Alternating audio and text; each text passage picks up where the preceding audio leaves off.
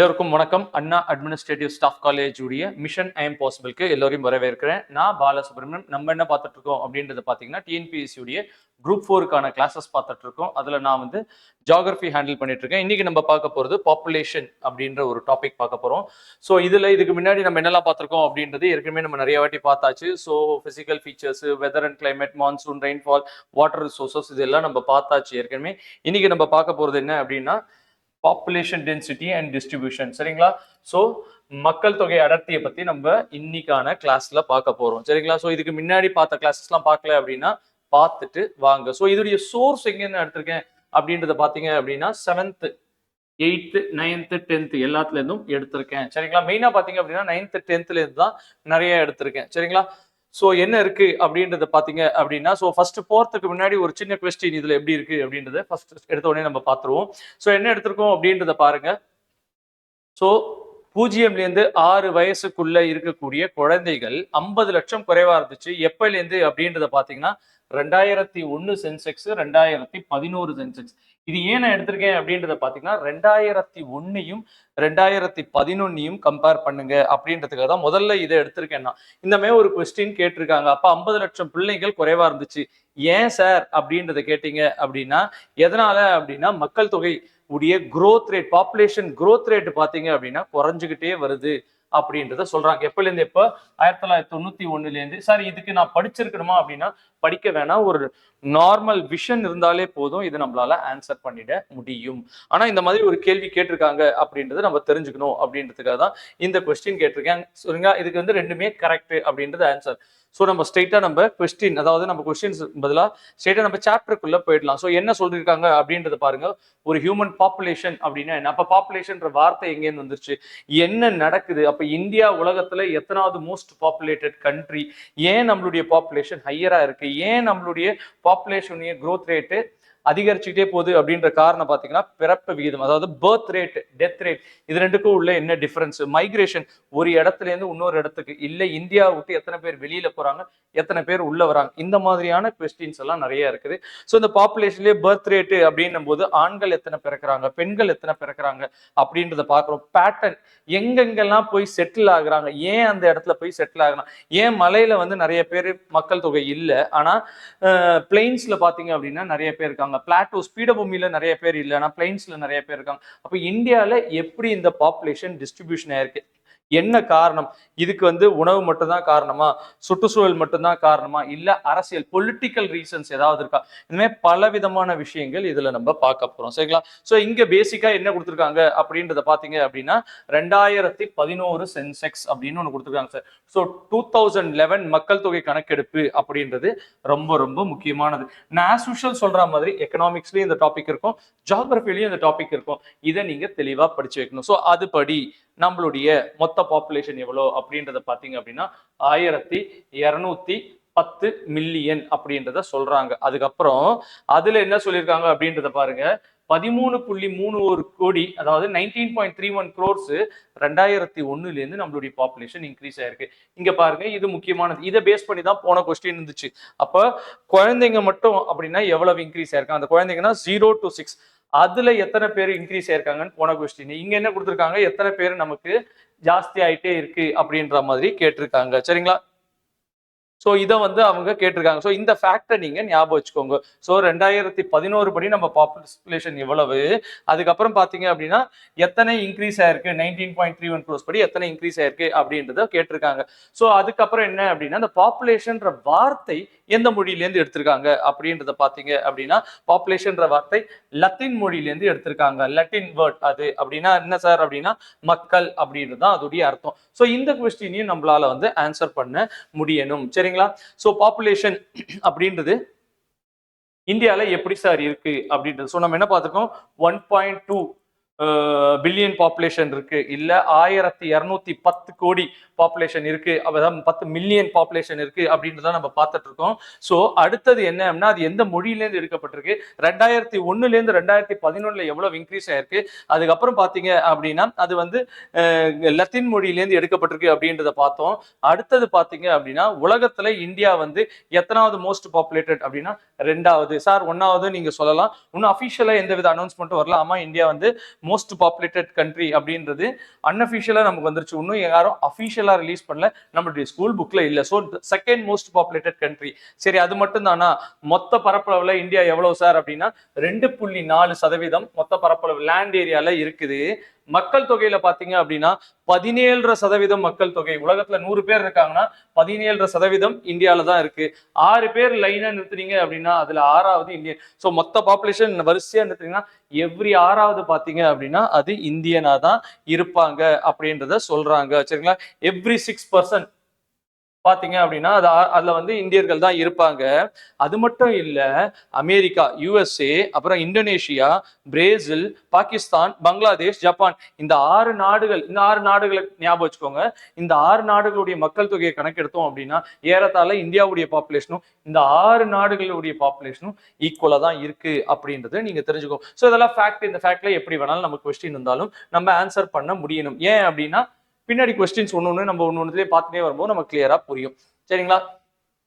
அப்ப என்ன சொல்றாங்க அப்படின்றத பாருங்க. பாப்புலேஷன் growth எப்படி இருக்கு அப்படின்னா, சோ பல விஷயங்கள்னால growth நடக்குது. So natural reason. அப்போ இந்த இடத்துல வந்து உணவு சிறப்பா கிடைக்குது அப்படின்னா, அந்த இடத்துல கிளைமேட் சிறப்பா இருக்கு அப்படின்னா அந்த இடத்துல கண்டிப்பா பாப்புலேஷன் grow ஆக போகுது. So main reason natural resources எங்கெல்லாம் இருக்குதோ அங்க grow ஆக போகுது. ஆனா என்ன சொல்றாங்க, அந்த காலத்துல இந்த அளவுக்கு பாப்புலேஷன் growth ஆகல. ஏன்னா பிறப்பு விகிதமும் இறப்பு விகிதம், பர்த் ரேட்டும் டெத் ரேட்டும் ஏறத்தாழ பெருசா வித்தியாசம் இல்லை. கொஞ்சோண்டு பர்த் ரேட் அதிகமா இருந்துச்சு, அதனால கிராஜுவலா பாப்புலேஷன் இன்க்ரீஸ் ஆச்சு, மிக வேகமா இன்க்ரீஸ் ஆகல. ஆனா இண்டஸ்ட்ரியலைசேஷன் ஆயிடுச்சு, அப்புறம் அக்ரிகல்ச்சரல் டெவலப் ஆயிடுச்சு, உணவு நிறைய சேர்த்து வைக்க ஆரம்பிக்க கொஞ்சம் கொஞ்சமா நம்ம வளர்ந்து வர நம்மளுடைய பாப்புலேஷன் அதிகரிச்சுக்கிட்டே போயிட்டு இருந்துச்சு அப்படின்றத சொல்றாங்க. சரிங்களா?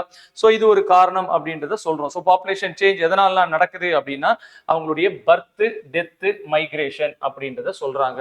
சோ எத்தனை பேர் பிறக்கிறாங்க, எத்தனை பேர் இறக்குறாங்க, எத்தனை பேர் இந்த நாட்டை விட்டு போறாங்க, அதை பொறுத்து தான் அந்த நாட்டுடைய பாப்புலேஷன். இல்ல எத்தனை பேர் அந்த நாட்டுக்குள்ள வராங்க, அதை பொறுத்து தான் பாப்புலேஷன். இதுல ஒரு சில கணக்கெடுப்புல என்ன சொல்றாங்க, 2025க்குள்ள நம்மளுடைய பாப்புலேஷன் எவ்வளவு இருக்கும், 2050க்குள்ள நம்மளுடைய பாப்புலேஷன் எவ்வளவு இருக்கும் அப்படின்னா 8 பில்லியன் இல்ல 9 பில்லியன். 2050க்குள்ள 9 பில்லியன், 2025க்குள்ள 8 பில்லியன் ஆயிடும் அப்படின்ற மாதிரி சொல்றாங்க. சோ இதுதான் இந்தியாவுடைய பாப்புலேஷன் growth. இந்தியாவுடைய உலகத்துடைய பாப்புலேஷன் growth வளர்ந்துகிட்டே வருது அப்படின்றத சொல்றாங்க. அப்படிங்களா? சோ என்ன சொல்றாங்க அப்படின்றத பாருங்க. What are the causes for population growth? எதனால உலகத்துல பாப்புலேஷன் வளர்ந்துகிட்டே போகுது அப்படின்னா ஃபாலிங் டெத் ரேட். அப்போ யாரோ ஒருத்தங்க இறந்துட்டே, அப்ப பிறப்பு விகிதம் இன்க்ரீஸ் ஆகுது, டெத் இறப்பு விகிதம் குறைஞ்சுக்கிட்டே இருக்கு அப்படின்னா பாப்புலேஷன் கண்டிப்பா grow ஆகும். லேக் ஆஃப் எஜுகேஷன், அப்ப படிப்பறிவு இல்ல, அப்ப கல்வி இல்ல, அப்ப கல்வி இல்லைன்றதுனால அவங்களுக்கு தெரியல, 2 குழந்தை, ஒரு குழந்தைய 3 குழந்தையோட நிறுத்திக்கணும், பல குழந்தைங்க பெத்துக்கிறாங்க. Lack of education. ஆமா, கரெக்ட். லேட் மேரேஜ் கிடையாது. லேட் மேரேஜ் ஒருத்தருக்கு 15 வயசுல கல்யாணம் ஆயிடுச்சுன்னா அவங்களுடைய லைஃப் டைம் 45 வயசுக்குள்ள அவங்க பல குழந்தைகள் பெற்றுக்க முடியும். ஒருத்தங்க 25 35 வயசுல கல்யாணம் பண்ணிக்கிறாங்கன்னா அவங்களோட லைஃப் டைம்ல 1-2 குழந்தைங்க தான் பெற்றுக்க முடியும். அப்போ லேட் மேரேஜ் அப்படின்றது பாப்புலேஷன் growthக்கு ஈடு கொடுக்காது. ஸோ லேட் மேரேஜ்னால குழந்தைங்க பெற்றுக்கிறது குறையதான் செய்யும். ஸோ அப்போ இது தவறு. சரிங்களா? சோ அப்போ 1 and 2 ஒன்லி ஆன்சர். சோ நம்ம பார்த்தோம் பாப்புலேஷன் growth எதனால ஆகுது அப்படின்றதெல்லாம் பாத்தீங்கன்னா பர்த், டெத், மைக்ரேஷன், பல விஷயங்கள் இருக்கு. அதெல்லாம் நம்ம பின்னாடி பார்ப்போம். இதை பார்த்துக்கிட்டே இருக்கும்போது சோ பாப்புலேஷன் வளருது, பாப்புலேஷன் குறையுது, அதெல்லாம் பத்தி பாக்குறோம். எப்படி சார் பாக்குறோம் அப்படின்னா சென்செக்ஸ் எடுக்கிறாங்க. இப்போ உலக அளவுல பாத்தீங்க அப்படின்னா எவ்ரி 5 இயர்ஸ்ல இருந்து எவ்ரி 10 இயர்ஸ்க்கு ஒன்ஸ் ஒரு சென்செக்ஸ் எடுத்துக்கிட்டே இருக்கிறாங்க அப்படின்றத இங்க சொல்றாங்க. சரிங்களா? முதல்ல சோ எவ்ரி 5 உலக அளவுல பாத்தீங்கன்னா 5ல இருந்து 10 வருஷத்துக்கு ஒரு தடவை சென்செக்ஸ் எடுக்கிறாங்க. யார் சார்? யுனைடெட் நேஷன்ஸ் எடுக்குது. ஆனா முதல்ல எங்க சார் எடுத்தாங்க? இந்த கேள்விதான் சார் நமக்கு கேட்பாங்க. எங்க சார் எடுத்தாங்க? பாபிலோனால. எப்ப சார்? 3800 ஆண்டுகளுக்கு முன்னாடி பிசியில எடுத்திருக்காங்க. 3800 பிசியில எடுத்திருக்காங்க. முதல்ல எடுத்த நாடு எது சார் அப்படின்னா அது டென்மார்க் அப்படின்றத தெரிஞ்சுக்கோங்க. சரிங்களா? மாடர்ன் வேர்ல்ட்ல யார் சார் முதல்ல எடுத்தாங்க, நவீன உலகத்துல யார் சார் முதல்ல எடுத்தாங்க அப்படின்னா அது வந்து டென்மார்க் அப்படின்றத நம்ம தெரிஞ்சுக்கணும். சரிங்களா? சோ அதுக்கப்புறம் என்ன சார் நம்ம பார்க்கலாம் அப்படின்னா, இந்தியால எப்ப சார் முதல்ல எடுத்தாங்க சென்செக்ஸ்? அப்ப வெள்ளக்காரங்க இருக்கும் போது எடுத்தாங்க 1872. அது முழுமையான சென்செக்ஸா இல்ல. அப்ப கம்ப்ளீட் சென்செக்ஸ் எப்ப சார் எடுத்தாங்க அப்படின்னா 1881. சரிங்களா? இப்ப கடைசியா எடுத்தது எப்ப சார்? 2011. 2021 கோவிட்னால இன்னும் எடுக்காம வச்சிருக்காங்க. ஸோ 2011 வரைக்கும் எடுத்தாச்சு சென்செக்ஸ். சரிங்களா? ஸோ இது வரைக்கும் நமக்கு கிளியரா தெரியும் அப்படின்றத எடுத்துக்கோங்க. ஸோ சென்செக்ஸ் அப்படின்னா என்ன சார்? நீங்க எங்க பிறந்திருக்கீங்க, எந்த ஊர்ல வளர்ந்துருக்கீங்க, நீங்க ஆணா பெண்ணா, நீங்க என்ன மதத்தை சார்ந்தவங்க, நீங்க எந்த இதை சார்ந்தவங்க, எந்த ஊர்ல இருக்கீங்க, என்ன வேலை பார்க்குறீங்க அப்படின்ட்டு ஒருத்தவங்க வந்து உங்க வீட்டுல வந்து எவ்ரி 10 இயர்ஸ்க்கு ஒன்ஸ் வந்து கேட்டு அந்த டேட்டாவை கலெக்ட் பண்ணி அதை வெளியிடுவாங்க. அதுதான் சென்செக்ஸ். சரிங்களா? ஸோ இப்ப கடைசியா நான் என்ன கேட்கிறேன் அப்படின்னா 2011வது சென்செக்ஸ் எத்தனை இது வரைக்கும் இந்தியால எத்தனை சென்செக்ஸ் எடுத்தாங்க, 2011 எத்தனாவது, சுதந்திரத்துக்கு அப்புறம் எடுத்ததுல 2011வது சென்செக்ஸ் எத்தனை அப்படின்றத தெரிஞ்சா கீழே நீங்க ஆன்சர் பண்ணுங்க. சரிங்களா? சோ இதுதான் சார் சென்செக்ஸை பொறுத்த வரைக்கும். சரிங்களா?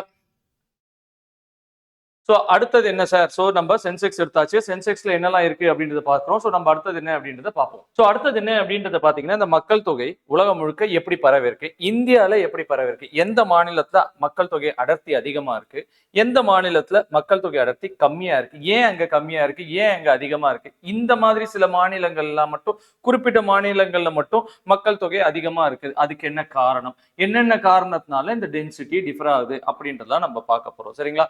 ஸோ என்ன அப்படின்னு பாருங்க, distribution and density of population, அதாவது மக்கள் தொகையுடைய அடர்த்தியும் அதோடைய பரவலை பத்தியும் நம்ம பார்க்க போறோம். சோ இதுல என்ன சார் இருக்கு அப்படின்னா, ரொம்ப அடர்ந்த காடு இருக்குது, அப்போ சமவெளி இருக்குது, மலை இருக்குது, அப்ப இந்த இடத்துல ஒவ்வொரு விதமா இருக்குது. அப்ப என்ன சொல்ல வராங்க, மலையில கம்மியா இருக்கு, அடர்ந்த காடுகள்ல கம்மியா இருக்குது, அங்கெல்லாம் பாப்புலேஷன் கம்மியா இருக்கு. கிளைமேட் எப்படி, அங்க கிளைமேட் சரியா இருக்கணும், அங்க மண் வளம் சிறப்பா இருக்கணும், தர இருக்கணும், ரோடு போடக்கூடிய வசதிகள் இருக்கணும், இந்த மாதிரி பல விஷயங்கள் இருக்கிற இடத்துல தான் வந்து நமக்கு வந்து பர்ஃபெக்டா இருக்கும். அப்ப நீங்க இதுக்கு ஒரு ஐடியா பாத்தீங்க, ஒரு ஐடியா எடுத்தீங்க அப்படின்னா, உலகத்திலேயே எங்க சார் அடர்த்தி ஃபுல்லா பரவி இருக்குன்னா இந்தியால மட்டும்தான். வேற எந்த நாட்டிலுமே இப்படி பரவலா இருக்காது. ஏன்னா இந்தியால மட்டும்தான் அந்த மாதிரியான ஒரு சூழ்நிலை இருக்கு. என்ன சார் நான் சொல்ல வரேன் அப்படின்னா, இந்தியா வந்து மான்சூன் கிளைமேட். அப்போ மழை வந்து ஒரு 3 மாசத்துக்கு பெய்யுது, எல்லா இடத்துலயும் மழை பெய்யறதுனால இந்தியால பாப்புலேஷன் அதிகம். சைனால கூட பாப்புலேஷன் அதிகம் சொல்றோம் சார், ஆனா சைனால இந்த மாதிரி பாப்புலேஷன் இருக்காது. ஏன்றது நான் உங்களுக்கு இந்த மேப்ல காமிக்கிறேன், என்னன்றதை பாருங்க. இப்போ உலகம் இப்படி இருக்குது, இந்த லைட் மஞ்சள்ல தெரியறதெல்லாம் எப்படி இருக்குது, டார்க்கா தெரியுது. அப்போ இந்த இடம் பாருங்க இவ்வளவு டார்க்கா இருக்கு, இதுதான் சார் சைனா. சரிங்களா? இந்த சைனால பாத்தீங்க அப்படின்னா இந்த இடம் தான் உங்களுக்கு பாப்புலேஷன் அதிகம், அதுக்கப்புறம் இதுல பாத்தீங்கன்னா கொஞ்சம் கம்மி ஆயிடுது. இங்க பாருங்க பாப்புலேஷனே கிடையாது. ஆனா இந்தியாவை பாருங்க ஃபுல்லா, இப்ப இந்த இடம் இந்த இடம் இந்த இடம், இந்த இடத்தை தாண்டி பாக்கி எல்லா இடத்துலயும் அடர்ந்த பாப்புலேஷன், வேற எங்கேயுமே கிடையாது. யூரோப்ல பாத்தீங்கன்னா பாப்புலேஷன் இருந்துச்சு, இந்த அளவுக்கு டார்க்கா கிடையாது, கம்மியா தான் இருக்கு. யூஎஸ்ல பாத்தீங்கன்னா பாப்புலேஷன், இப்ப ஆஸ்திரேலியா எல்லாம் பாத்தீங்கன்னா பாப்புலேஷனே கிடையாது, வெறும் கோஸ்ட்ல மட்டும் தான் பாப்புலேஷனே, ஃபுல்லா பாலைவனம், ஒண்ணுமே கிடையாது. சரிங்களா? கனடால பாத்தீங்கன்னா அப்படிதான், யூஎஸ்ல மட்டும்தான் இந்த கோஸ்ட்ல மட்டும்தான் உங்களுக்கு பாப்புலேஷன். சரிங்களா? இந்த கோஸ்ட்ல மட்டும்தான் பாப்புலேஷன், இப்படிதான் இருக்குது, இங்க மட்டும்தான் பாப்புலேஷன். சோ இப்படிதான் உலகம் முழுக்க இருக்கு, இந்தியால மட்டும்தான். ஏன் அப்படின்னா இந்தியால மட்டும்தான் மழை சிறப்பா பெய்யுது, விவசாயம் சிறப்பா செய்ய முடியும், அதனாலதான் ஃபுல்லா. ஏன் சைனாவை எடுத்து பாருங்க, வெறும் கோஸ்டல் தான் உங்களுக்கு, இந்த இடம் எல்லாம் பாருங்க வெறும் காலி தான். இதுதான் நிலைமை. அப்போ நம்ம இந்தியால மட்டும்தான் ஃபுல்லா அடர்ந்த பாப்புலேஷன், அதனாலதான் த மோஸ்ட் பாப்புலேட்டட் கண்ட்ரியா இருக்கிறோம், செகண்ட் மோஸ்டா இருந்தோம். ஏன்னா சைனாவுக்கும் பாத்தீங்கன்னா இதே மான்சூன் பினாமினா இருக்குது, அதனால இந்த கோஸ்டல்லாம் நல்ல மழை இருக்குது. இருந்தாலும் அங்க கோஸ்ட்ல மட்டும்தான், உள்ள போனீங்கன்னா பாப்புலேஷன் கிடையாது. இந்தியா மட்டும்தான் பாருங்க உலக லெவல்ல பயங்கர அடர்த்தியான ஒரு பாப்புலேஷன் இருக்கக்கூடிய ஒரு நாடு. சரிங்களா? சோ இதுல இந்தியா, அப்ப இந்தியாவுடைய டென்சிட்டி எவ்வளவு சார் அப்படின்றத கேட்பாங்க.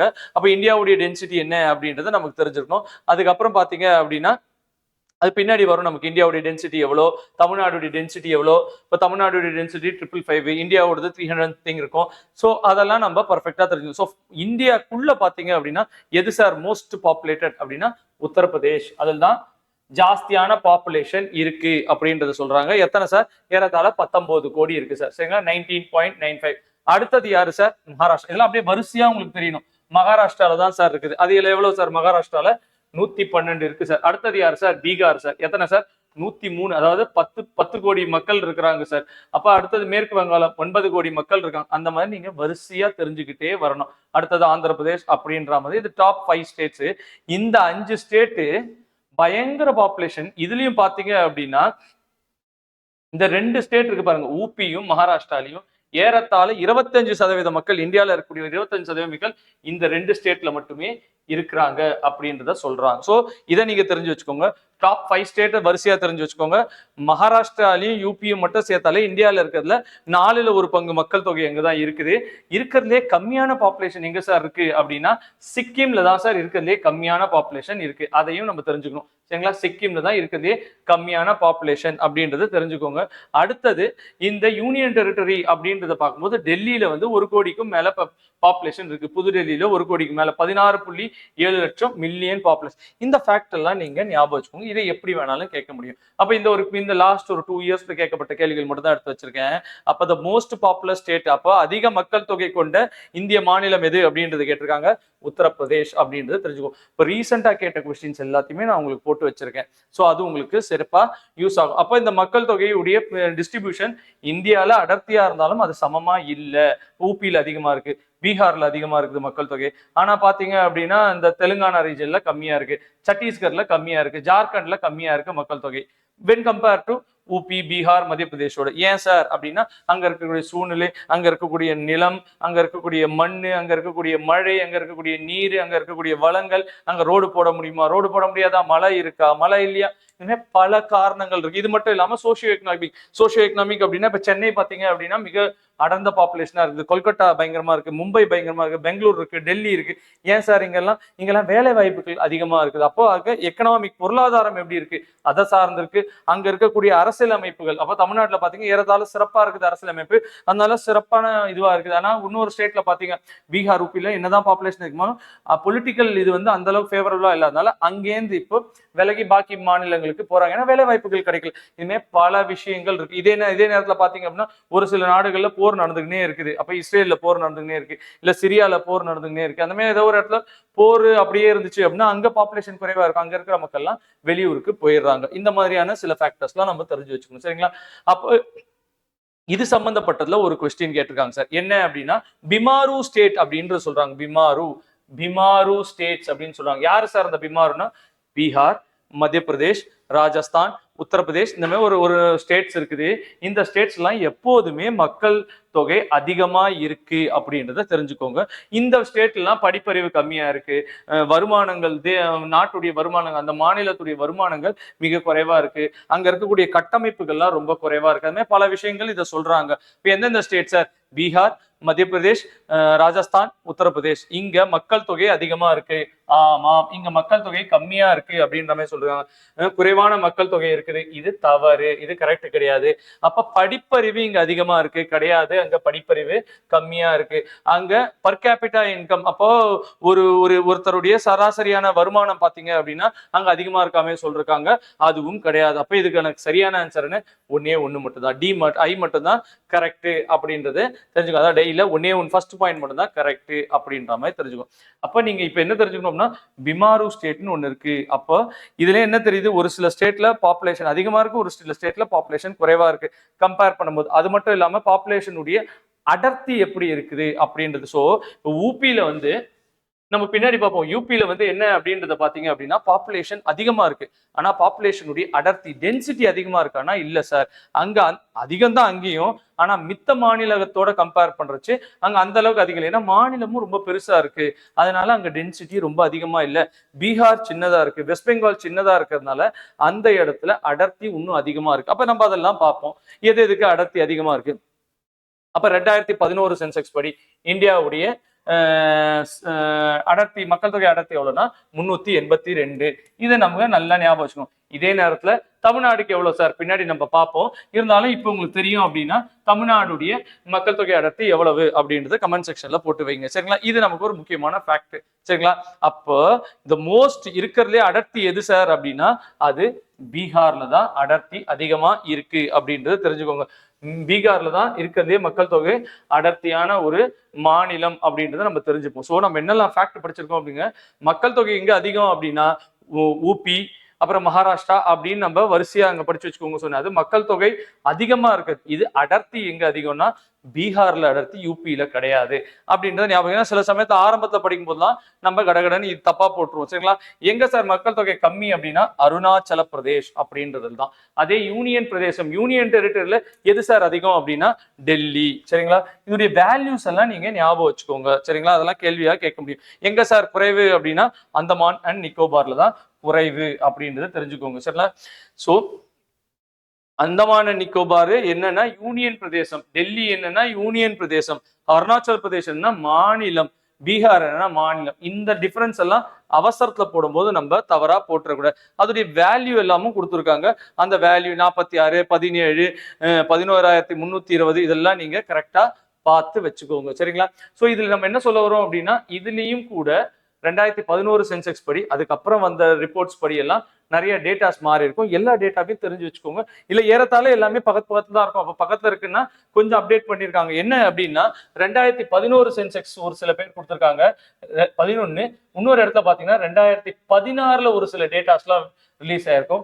அதன் அடிப்படையிலையும் கொடுத்துருப்பாங்க. அப்ப அந்த ரெண்டுத்தையும் நீங்க தெரிஞ்சு வச்சுக்கோங்க. ரெண்டுத்தையும் ஒரே இடத்துல எழுதி வச்சுக்கோங்க. புக்ல படிக்கிறீங்க அப்படின்னா புக்லயே அந்த புக் பக்கத்திலே 2011 டேட்டா படி இவ்வளவு, 2016 டேட்டா படி இவ்வளவு நோட் பண்ணிங்க. அப்பதான் உங்களுக்கு அது கன்ஃபியூஸ் ஆகாம இருக்கும். ஏறத்தாழ பக்கத்திலேயே இருக்கும் அப்படின்றது நமக்கு தெரிய வரும். சரிங்களா?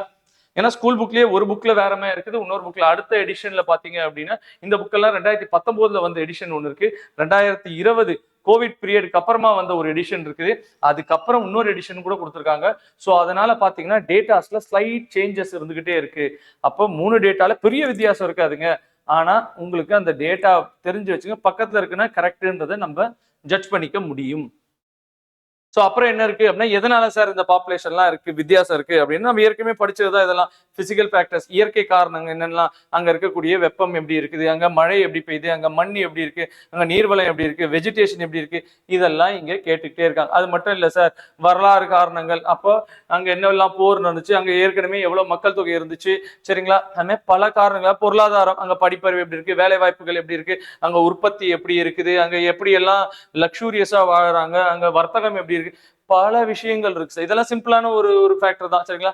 இதுல அடுத்தது என்ன அப்படின்னா இந்த ஒரு டேட்டா பாக்ஸ் கண்டென்ட் இருக்கு. அந்த பாக்ஸ் கண்டென்ட் கண்டிப்பா சோ உலக மக்கள் தொகை தினம், வேர்ல்டு பாப்புலேஷன் டே எப்ப சார் அப்படின்றது கேட்டாங்க அப்படின்னா அது 11th ஜூலை அப்படின்றத ஞாபகம் வச்சுக்கோங்க. இத யுனைடெட் நேஷன் எப்ப சார் ஆரம்பிச்சது இந்த ப்ரோக்ராம் அப்படின்னா 1989 அப்படின்ற டேட்டையும் ஞாபகம் வச்சுக்கோங்க. சோ நம்ம என்ன பார்த்துட்டு இருக்கோம் அப்படின்னா மக்கள் தொகையை பத்தி பார்த்துட்டு இருக்கிறோம். சோ மக்கள் தொகையில பல ஃபேக்டர்ஸ் பார்த்துருக்கோம். இந்தியா தான் the most populated country in the world அப்படின்னு நீங்க சொல்லலாம். ஆனா ஸ்கூல் புக் படி செகண்ட் அப்படின்றத ஞாபகம் வச்சுக்கோங்க. ஏன் நம்ம மோஸ்ட் பாப்புலேட்டடா இருக்கும் அப்படின்னா நம்ம மான்சூன் கிளைமேட், நம்மளுடைய நிலம் வந்து பாத்தீங்க அப்படின்னா நிறைய வந்து பிளைன்ஸ் இருக்குது. ஃபுல்லா இந்தியா ஃபுல்லா, அதாவது கோஸ்ட்ல மட்டும் இல்லாம ஃபுல்லா அங்கங்க இருக்குது. ஸோ இமயமலையிலேருந்து வரக்கூடிய நதிகள் இருக்குது. அப்புறம் பாத்தீங்கன்னா இந்த பீடபூமிகள்லேருந்து வரக்கூடிய நதிகள் இருக்குது. இந்த வெஸ்டர்ன் காட்ஸ்ல என்ன அப்படின்னா இந்த மழையை தேக்கி அங்கேருந்து தண்ணி உருவாக்கி கொண்டு வந்து பல விஷயங்கள் இருக்கு. அதனால நம்ம ஊரு எல்லா இடத்துலயும் வந்து விவசாயம் பண்ண முடியுது. அதாவது நிறைய இடத்துல விவசாயம் பண்ண முடியுது. நிறைய ஆறுகள் ஓடுறதுனால நம்ம ஊர்ல வந்து பாப்புலேஷன் அதிகமா இருக்கு. பாக்கி எந்த ஊர்லயும் வந்து இந்த அளவுக்கு பாப்புலேஷன் இல்லை. ஏன் அப்படின்னா இந்த அளவுக்கு அவங்களுக்கு தண்ணி, அந்த அளவுக்கு அவங்களுடைய ஊர்ல செழிப்புத்தன்மை இல்லை. மரம், செடி, கொடி, விவசாயம் அந்த அளவுக்கு பண்ண முடியாது. இதுதான் ஒரு ரீசன் ஃபார் இந்தியாவில் ஹை பாப்புலேஷன் இருக்கிறதுக்கு. அதுல எந்த ஸ்டேட்ல மிக அதிகமான பாப்புலேஷன் இருக்குது கேள்விகள் வரலாம். மக்கள் அடர்த்தி எவ்வளவு, 380 சில்லறை எவ்வளவு, ஸோ அதுல தமிழ்நாடுக்கு எவ்வளவு, 555, அதெல்லாம் நம்ம அடுத்தடுத்து ஸ்லைட்ஸ்ல பார்ப்போம். சரிங்களா? ஸோ என்ன இருக்கு அப்படின்றத பாருங்க. இதுல பாத்தீங்கன்னா நம்ம ஸ்கூல் புக்ல ஒரு டேட்டா வந்து இந்த டேட்டாவே தப்பா கொடுத்துருப்பாங்க. நீங்க இதெல்லாம் வந்து நீங்க தமிழ்ல பாத்துட்டீங்க அப்படின்னா சோ மிக அடர்த்தி அதிகமா இருக்கக்கூடிய ஊர் என்னெல்லாம் அப்படின்னா அருணாச்சல் பிரதேஷ். மிக குறைந்த மக்கள் அடர்த்தி இருக்கிறது என்ன அப்படின்றது பாத்தீங்கன்னா அருணாச்சல் பிரதேஷ் எவ்வளவு சார், 17. அதை நம்ம ஏற்கனவே பார்த்தோம். அதே மாதிரி அந்தமான் நிக்கோபார் யூனியன் பிரதேசம், யூனியன் டெரிட்டரியில மிக குறைந்தது அப்படின்றத பார்த்தோம். ஹை என்ன அப்படின்றது பாத்தீங்கன்னா டெல்லி அப்படின்றத பார்த்தோம். எல்லாத்தையும் ஞாபகம் வச்சுக்கோங்க. சரிங்களா? சோ அதன்படி பாத்தீங்க அப்படின்னா உங்களுக்கு இங்க எந்தெந்த ஸ்டேட்டுக்கு எவ்வளவு இருக்குது ஸோ அப்படின்றத கொடுத்துருக்காங்க. சரிங்களா? அந்தமான் நிக்கோபார் 46, அருணாச்சல பிரதேஷ் 17 அப்படின்றத ஞாபகம் வச்சுக்கோங்க. இது மிக குறைந்த மக்கள் அடர்த்தி அப்படின்றாங்க. சோ அது என்ன அப்படின்றத பாத்தீங்கன்னா 150க்குள்ள இருக்கணும். அப்ப என்ன சார் மக்கள் அடர்த்திக்கு காரணம் அப்படின்னா அங்க இருக்கக்கூடிய ஒரு ஸ்கொயர் கிலோமீட்டரு அதுல எவ்வளவு மக்கள் இருக்கிறாங்க. போய் இந்தியா இருக்குது, இந்தியால ஒரு ஸ்கொயர் தமிழ்நாடு இருக்கு, இதுல ஒரு ஸ்கொயர் கிலோமீட்டர்ல எவ்வளவு மக்கள் இருக்காங்க. இது மட்டும் இல்ல சார் டெஃபினிஷன், இதுலயும் சில பேர் மிஸ்டேக் பண்ணிருக்காங்க. பின்னாடி நம்ம கொஸ்டின்ஸ் பார்ப்போம், அப்ப நமக்கு தெளிவா ஆன்சர் தரும். மக்கள் அடர்த்தி என்ன வேற என்ன சார் 150ல இருந்து 300 இருக்கு அப்படின்னா அது குறைந்த மக்கள் அடர்த்தி. அதுல என்னெல்லாம் இருக்கு அப்படின்னா உத்தரகாண்ட் இதெல்லாம் இருக்கு. இதெல்லாம் நம்ம பெருசா கொஸ்டின் வரப்போல, ஆனா அதெல்லாம் எந்த ஏரியால இருக்குன்றதை நீங்க பாத்துக்கோங்க சரிங்களா. மிதமானது என்னென்னலாம் இருக்கு அப்படின்றத தெரிஞ்சு வச்சுக்கோங்க. இப்போ எங்க அப்படின்னா இந்த அதிக மக்களும் மிக அதிக மக்கள் தொகை இருக்கிறது நல்லா ஞாபகம் வச்சுக்கோங்க. சோ மேற்கு வங்காளம் பீகார் தான் இருக்கிறதுலே அதிகம் அப்படின்றத நீங்க ஞாபகம் வச்சுக்கோங்க. அது பீகார் வந்து மாநிலத்துல, அதே புதுடெல்லி நியூ டெல்லி இருக்குது, அது என்ன அப்படின்னா அது யூனியன் பிரதேசத்துல அதிகம் அப்படின்றத பாத்துக்கோங்க. அடுத்த சண்டிகர் யார் யார் இருக்காங்க அப்படின்றது லைட்டா பார்த்து வச்சுக்கோங்க சரிங்களா. இப்ப இதுல நம்ம என்ன பார்க்க போறோம் அப்படின்னா அதிக மக்கள் அடர்த்தி எவ்வளோ 500ல இருந்து 1000, அது எவ்வளவு பார்த்தோம் நம்ம 150ல இருந்து 300, 150 வரைக்கும், 150ல இருந்து 300, 300ல இருந்து 500. இதுல தமிழ்நாடு எங்க இருக்கு அப்படின்றத பாத்துக்கோங்க. தமிழ்நாடுடைய டென்சிட்டி எவ்வளவு அப்படின்றத தெரிஞ்சுக்கோங்க. இது ஒண்ணு நீங்க தெரிஞ்சுக்கிறீங்க. உத்தரப்பிரதேஷ் எங்க இருக்கு அப்படின்னா மிக அதிகம் இல்ல, உத்தரப்பிரதேஷ் அதிகத்துல வருது. அப்போ 500ல இருந்து 1000க்குள்ள வருது அப்படின்றத தெரிஞ்சுக்கோங்க. கேரளாவையும் அதே இடத்துல தான் வருதுன்றது தெரிஞ்சுக்கோங்க. இந்த 3 மாநிலமும் இங்கதான் இருக்கு அப்ராக்சிமேட்டா தெரிஞ்சுக்கோங்க. அதுல தமிழ்நாடுக்கு எவ்வளவு வேல்யூ அப்படின்றத தெரிஞ்சுக்கோங்க. இந்தியாவுக்கு எவ்வளவு வேல்யூ அப்படின்றதும் உங்களுக்கு கண்டிப்பா தெரிஞ்சிருக்கும். இப்பதான் நம்ம கொஞ்ச நேரம் முன்னாடி பார்த்தோம். இந்தியாவுக்கு எவ்வளவுங்க 382 அப்படின்றதையும் ஞாபகம் வச்சுக்கோங்க. சோ இந்த மாதிரி இந்த இடத்துலயே வந்து நீங்க வந்து போட்டே படிச்சுக்கலாம். இப்ப இந்த இந்தியாவை படிக்கும் போது இங்கேயே தமிழ்நாடோடது எவ்வளவு அப்படின்னா 555 அப்படின்னு போட்டீங்கன்னா உங்களுக்கு கன்ஃபியூஷன் வராது. இது ரெண்டுத்தையும் கேட்பாங்க அப்படின்றத உங்களால ஈஸியா ஞாபகம் வச்சுக்க முடியும் சரிங்களா. இப்ப பாருங்க இதுல வந்த கேள்விகள்லாம் என்ன அப்படின்னா கான்சென்ட்ரேஷன் இண்டெக்ஸ்னு ஒண்ணு கால்குலேட் பண்றாங்க சார். இது அந்த டைம்ல 2 வருஷம் முன்னாடி வந்த ஒரு கொஸ்டின் சார். அப்ப அதுல என்ன கேட்டிருக்காங்க அப்படின்றத பாருங்க. ஸோ கான்சென்ட்ரேஷன் இண்டெக்ஸ் எதை வச்சு கால்குலேட் பண்றாங்க அப்படின்றத பாத்தீங்க அப்படின்னா dividing actual population of the district by the average population of the district, அதை வச்சுதான் இதை கால்குலேட் பண்றாங்க. இது அப்ப வந்த கரண்ட் அஃபேர்ஸ் பேசிஸ்ல தான் ஒரு கொஸ்டின் தான் சரிங்களா. சோ அது நம்ம ஞாபகம் நம்ம பின்னாடி டென்சிட்டி பத்திலாம் கொஸ்டின் வரும். பாப்புலேஷன் growthனா என்ன, சேஞ்ச்னா என்ன அப்படின்றத பத்தி கொடுத்துருக்காங்க. ஸோ பாப்புலேஷன் growth சேஞ்ச் இதெல்லாம் நமக்கு பெருசா இல்லை. டென்சிட்டி உடைய அதாவது இந்த ஃபார்முலாவை நீங்க ஞாபகம் வச்சுக்கோங்க. இதை அப்பப்ப கேட்கறாங்க, எதனாலயும் இதை அப்பப்ப கேட்கறாங்க. But total population by total land area இது மட்டும் தானா. அப்போ இந்த தமிழ்நாடு இருக்குது, தமிழ்நாடு இப்ப இந்தியா இருக்குது, இந்தியாவுடைய மொத்த பரப்பளவும் மொத்த மக்கள் தொகையும் இது ரெண்டும் தெரிஞ்சிருந்தா நம்மளால மக்களுடைய அடர்த்தியை கண்டுபிடிச்சிட முடியும் அப்படின்றத சொல்றாங்க. இது மட்டும் இல்ல சார், எவ்வளவு மக்கள் ஒரு ஸ்கொயர் கிலோமீட்டர்ல வாழறாங்க அதையும் வச்சு டென்சிட்டியை வைக்கலாம். ஸோ 2 டெஃபினேஷன் இருக்கிறதுனால அப்பப்ப மாத்தி மாத்தி கொடுக்கும்போது சில பேர் கன்ஃபியூஷன் ஆயிடுறாங்க அப்படின்றது. அதுக்கு தான் நீங்க கொடுத்துருக்காங்க வாட் இஸ் டென்சிட்டி. ரீசெண்டா கேட்ட டெஸ்ட்ல இருந்தா நம்ம எடுத்திருக்கோம். The number of people living 1 square கிலோமீட்டர்ல எத்தனை மக்கள் ஒரு ஸ்கொயர் கிலோமீட்டர்ல வாழறாங்களோ அதுதான் டென்சிட்டியுடைய டெஃபினிஷன். ஆமா சார் சரிங்களா. 1 ஸ்கொயர் கிலோமீட்டர் அது எங்க கொடுத்துருக்காங்க, இங்க கொடுத்துருக்காங்க பர் ஸ்கொயர் கிலோமீட்டர்ல. அது மட்டும் இல்லாம இப்படி ஒரு டெஃபினிஷனும் கொடுத்துருக்காங்க, அதையும் கேட்டிருக்காங்க. Total population by land area அப்படின்றதும் கேட்டிருக்காங்க. அப்பப்ப கேட்டுக்கினே இருக்கிறாங்க. எவ்ரி 10வது எக்ஸாமுக்கு ஒரு 8வது எக்ஸாம்ல பார்த்தீங்கன்னா இந்த கொஸ்டினே ரிப்பீட்டடா வருது. இது ஏன் கேட்கறாங்கன்னு தெரியாது, ரொம்ப சிம்பிள் தான். ஆனா நீங்க இதை ஞாபகம் வச்சுக்கோங்க சரிங்களா. ஸோ இப்போ பாப்புலேஷன் அப்படின்றத நம்ம கால்குலேட் பண்ணிட்டோம். இப்போ பாப்புலேஷன் அதிகமா இருந்தா என்ன ஆகும், பாப்புலேஷன் குறைவா இருந்தா என்ன ஆகும் அப்படின்றதுதான் நம்ம பார்க்கணும் சரிங்களா.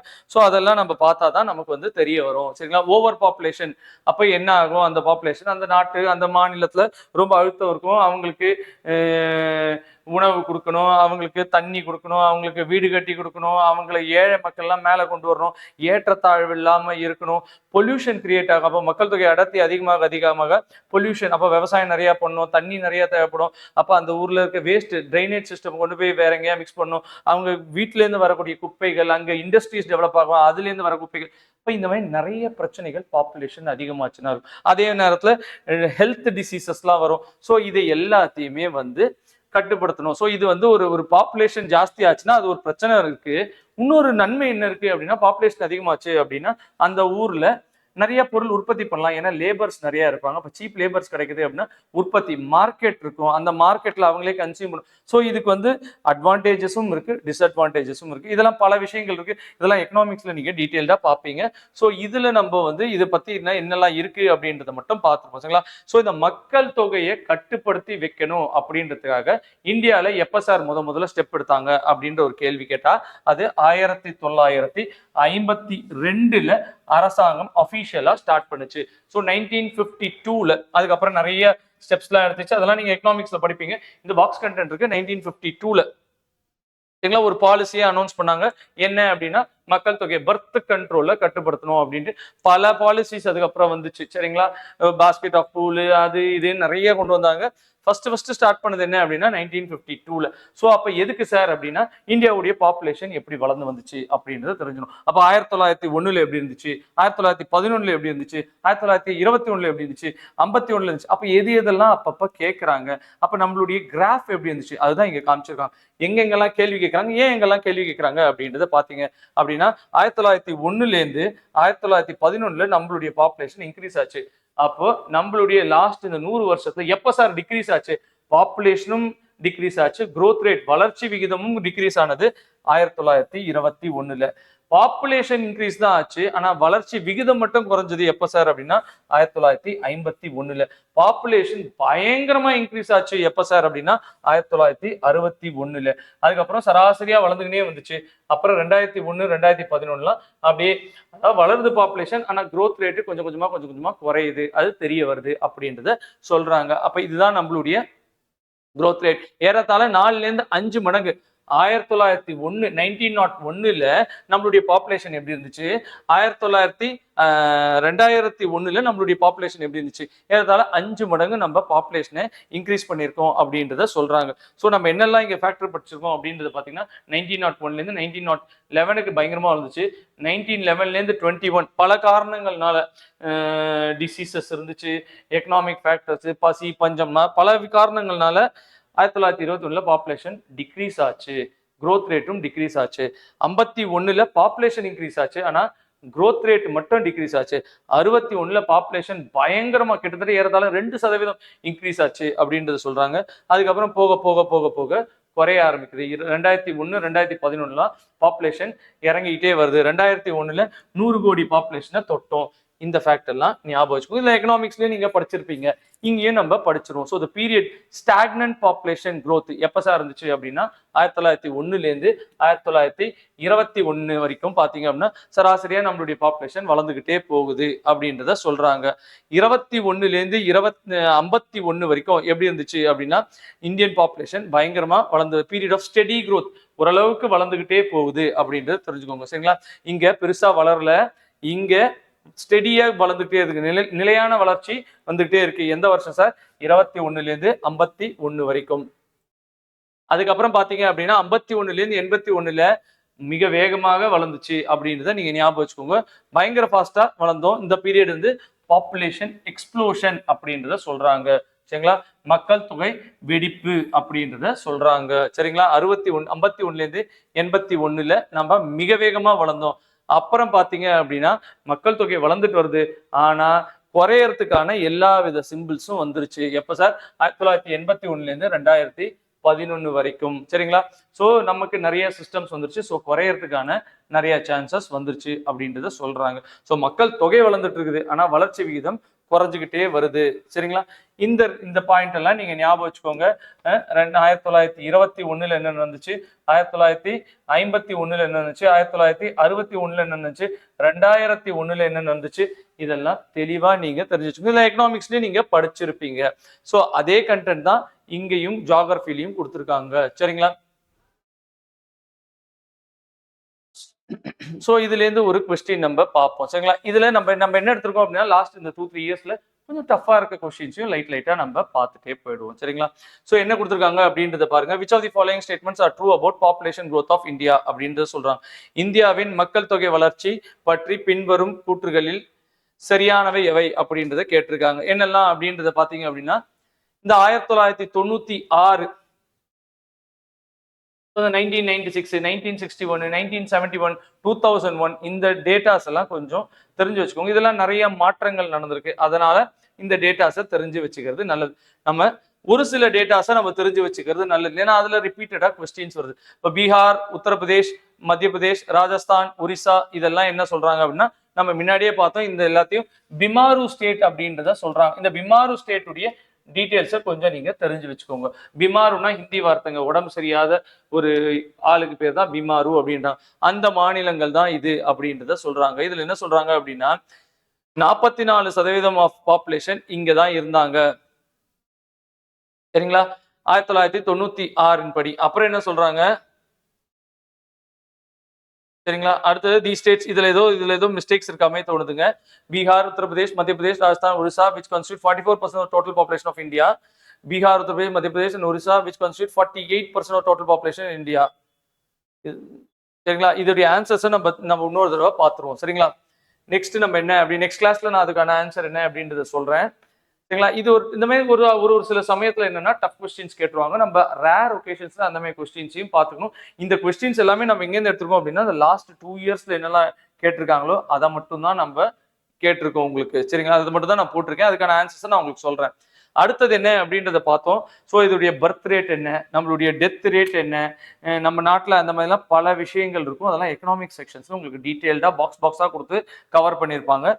இப்போ இங்க நம்ம என்ன பார்க்குறோம் அப்படின்னா இந்த பாப்புலேஷனுக்கு மைக்ரேஷனும். அப்போ மைக்ரேஷன் அப்படின்னா நாட்டுக்குள்ளேயே நான் சென்னையில இருக்கிறேன், நான் சென்னையிலேருந்து பெங்களூருக்கு அப்படின்னா ஒரு ஸ்டேட்டை விட்டு ஸ்டேட்டு போறேன். நான் சென்னையிலேருந்து கோயம்புத்தூருக்கு அப்போ அந்த ஸ்டேட்டுக்குள்ளேயே போறேன். நான் சென்னையிலேயே தாம்பரத்துலேருந்து வேற ஒரு ஊருக்கு வரேன். அப்போ தாம்பரம் பக்கத்துல இருக்கக்கூடிய குரோம்பேட்டைக்கு வரேன், இல்லை பல்லாவரத்துக்கு வரேன், இல்லை கிண்டிக்கு வரேன், அண்ணா நகருக்கு போறேன் அப்படின்னா அது லோக்கலாவே நான் ஒரு இடத்துல இருந்து இன்னொரு இடத்துக்கு மைக்ரேட் ஆகிறேன். இல்லை அப்படின்னா இந்தியாவை விட்டு யூஎஸ்ஏக்கு போறேன். அப்போ இந்த மாதிரி மைக்ரேஷனை பல விதமா பிரிக்கிறாங்க. அதையும் பாப்புலேஷனை உங்களுக்கு கான்சென்ட்ரேட் பண்ணுது. ஏன் அப்படின்றத பாத்தீங்க அப்படின்னா தமிழ்நாட்டுல 8 கோடி மக்கள் இருக்கிறாங்க அப்படின்னா ஏறத்தாழ பாத்தீங்கன்னா ஒரு 2 கோடி மக்கள் கிட்டத்தட்ட சென்னையை சுத்தியுமே இருக்காங்க. 2ல இருந்து 3 கோடி மக்கள். அப்ப அத்தனை பேர் ஊர்ல இருந்து சென்னைக்கு வராங்க, இல்ல கோயம்புத்தூருக்கு போறாங்க. அப்போ ஒரு இடத்துல மட்டும் மைக்ரேஷன் ஹெவி பாப்புலேஷன் இருக்குது. அதை பத்தி எல்லாம் படிக்கிறது தான் இந்த மைக்ரேஷன் அப்படின்றத சொல்றோம். சரிங்களா? ஸோ ஒரு மக்கள் தொகை அவங்க ஊருக்குள்ளேயேவோ இல்லை கண்ட்ரி நாட்டை விட்டோ வெளியில போறாங்க அப்படின்றதுதான் இந்த மைக்ரேஷன். அப்படி அப்ப அதனால நம்மளுடைய மக்கள் தொகையில என்னெல்லாம் மாற்றங்கள் வருது அப்படின்றத பார்க்க போறோம். சரிங்களா? ஸோ இதுக்கு பல விஷயங்களுக்காக இருக்கலாம். என்ன சார், நான் வேலை தேடி போயிருக்கலாம், இல்லை எனக்கு கல்யாணம் ஆயிருக்கும் போயிருக்கலாம், இல்லை நான் படிக்கிறதுக்காக போயிருக்கலாம். அந்த மாதிரி பல விஷயங்களுக்காக மைக்ரேட் ஆகி போகிறாங்க. இல்லை அந்த ஊர்ல பொலிட்டிக்கல் ப்ராப்ளம் இருக்கலாம். இந்தியாவில் அந்த பிரச்சனை பெருசா கிடையாது. பொலிட்டிக்கல் ப்ராப்ளம்னால ஒரு ஊர் விட்டு இன்னொரு ஊருக்குலாம் இப்ப பெருசா போகிறது இல்லை. ஆனால் நம்ம வேலை வாய்ப்புகள், இல்லை கல்யாணம், இல்லை படிப்பு அந்த மாதிரி சமயத்துக்கு தான் அந்த மாதிரி விஷயத்துக்கு தான் போறோம். இதுல எப்படி சார் கொஸ்டின் கேட்கறாங்க? அப்ப பெண்கள் அதிகம் போறாங்களா, ஆண்கள் அதிகம் போறாங்களா? வேலையை தேடி போறதுக்காக பெண்கள் அதிகமா, கல்யாணத்துக்காக பெண்கள் அதிகமா? இந்த மாதிரி பல விஷயங்கள்லாம் வருது. அப்போ உள்நாட்டுக்குள்ள போறது எப்படி, வெளிநாட்டுக்குள்ள போறது எப்படி அப்படின்னு பல கேள்விகள் வருது. ஸோ அதை பத்தி எல்லாம் நம்ம டீட்டெயில்டா பார்த்துருவோம். சரிங்களா? ஸோ என்ன மாஸ் மைக்ரேஷன் அப்படின்றதெல்லாம் கொடுத்துருக்காங்க. அப்போ இந்தியாவில் வந்து 37% பேரு மைக்ரேட் ஆயிருக்காங்க அப்படின்றத சொல்றாங்க. அதுல பெண்கள் 48%, ஆண்கள் 52% அப்படின்றத கொடுத்துருக்காங்க. இந்த ஃபேக்டை ஞாபகம் வச்சுக்கோங்க. சார் நான் திருப்பியும் சொல்றேன், இந்த மாதிரி எல்லாம் டாபிக்கை நீங்க ஒரு புக்ல இருந்து படிக்கும்போது கூடவே நீங்க இந்த டாபிக்ஸ் எல்லாம் எக்கனாமிக்ஸ்லயும் படிச்சிருங்க. ஏன் அப்படின்னு சொல்றேன் அப்படின்னா நீங்க இந்த டாபிக்கை இங்க படிப்பீங்க, ஃபேக்சுவல் தான். இன்னைக்கு 48 இருக்கும், 3 வருஷத்துக்கு அப்புறம் அது 52 மாறும், 2 வருஷம் கழிச்சு அது 54 மாறும். எப்படி வேணாலும் டேட்டாஸ் மாறலாம். அப்ப இந்த டேட்டாஸ் ஒவ்வொரு புக்ல ஒரு அவங்கவுங்க ரெஃபர் பண்ணி எடுத்தது கொஞ்சம் மாற்றங்கள் லைட்டா மாடிஃபிகேஷன் இருக்கும். ஸ்கூல் புக்ல கொடுத்துருக்க கண்டென்ட் நீங்க எக்கனாமிக்ஸ்ல எப்படி இருக்கு, ஜியோகிராபிக்ல எப்படி இருக்கு, நான் திருப்பி சொல்லிட்டே இருக்கேன். கண்டிப்பா ரெஃபர் பண்ணி ஒரே இடத்துல வச்சு படிங்க. அப்பதான் உங்களால ஸ்கோர் பண்ண முடியும். ஏன் அப்படின்னா இங்க நீங்க படிச்சிருவீங்க, எக்கனாமிக்ஸ்ல வேற மாதிரி இருக்கும். அதை பார்த்த உடனே நீங்க என்ன நினைப்பீங்க, நம்ம அப்படித்தானே படிச்சோம், இதுல ஆன்சரே இல்லையேன்னு நினைப்பீங்க. அந்த ஒரு மிஸ்டேக் யாரெல்லாம் சிறப்பா படிச்சவங்களோ அவங்களுக்குலாம் கண்டிப்பா அந்த டவுட்ஸ் வரும்.